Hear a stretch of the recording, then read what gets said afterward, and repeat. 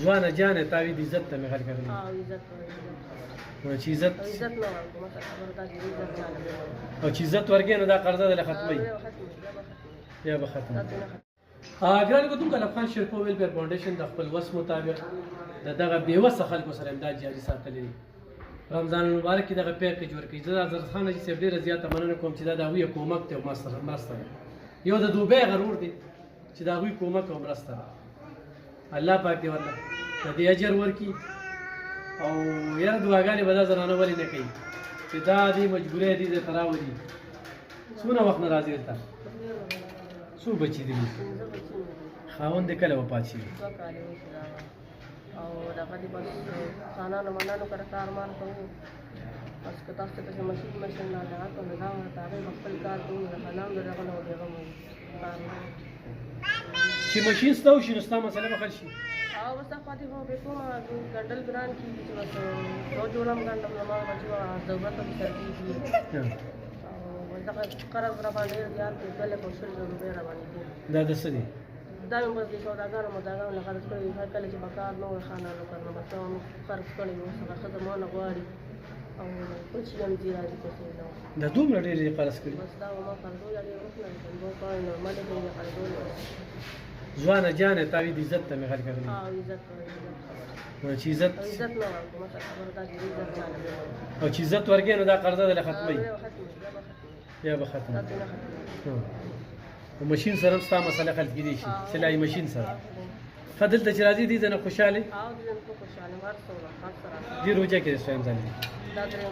درېیم ځل دی. دې ځای نه مطمئن یې؟ راشه دې خوا ته ته کوم ځای نه رالې؟ کوم وخت نه راځي؟ 3 کالونه راځي. دې ځای نه خوشحالې؟ ته اوس وایي چې زما بچو له څه واخلي؟ ما یې کپړې راځي زما مرسي راځي مرسي نه دی اوسته سودا هم راځي. ګرانو کتونکو دا د صدریاب نه راغلي دا بل درو جماعتي وخت کې راغلي وه خو دې ځای نه سوړي نن چې کوم دی مونږ غوړي ورکوو چاولې ورکوو او وړه ورکوو. ضرورت را په مخه کړې ده نو دا 3 بچي مې دي چې دې له څه والي د دې 15 یتیمان بچي دي نو واده خو ورسره نه شو کولی ځکه چې پڼ نشته ورسره رالل نو انشاءالله دوی د به کپړې اخلو خو چارتار سره کومک او مرسته وکړه. ها مورې کله کوم دی؟ سویم ځل دی؟ دویم ځل دی. ها کونډ دی؟ خاوند دې کله وفات شي؟ دې ځای نه چې راځي خوشحالې؟ هر څه وړي صحیح واله. ښه ګران ستاسو بچي واړه واړه دي؟ ګرانو کتونکو لکه دا مور چې کپړې د خپل ورسره اغوستي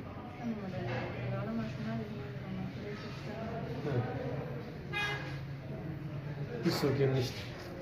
خو داسې څوک وي دا 3 واړه زنانه ضرورتمند دي هغوی چې د اختر له وله پیزار او کپړې واخلي بالکل به ورله اخلي. د دوی موږ سره رابطې وي موبایل یې نشته ګینې ډایرکټ به مې تاسو ته ویلي هو ضرور سره رابطه وکړئ. افغان شریف ویلفیر فاونډیشن د خپل وس مطابق لګیا دي کار کوي. الله پاک دې هغې خلکو له اجر ورکړي او اجر حضرت خان حاجي صاحب الله دې خوشحاله ساته قدرمن شي. د دوبۍ غرور دې ځای نه خالي نه ځي دا زموږ دپاره ډېره غټه خبره ده. خو د الله پاک ډېر غټ شکر دی.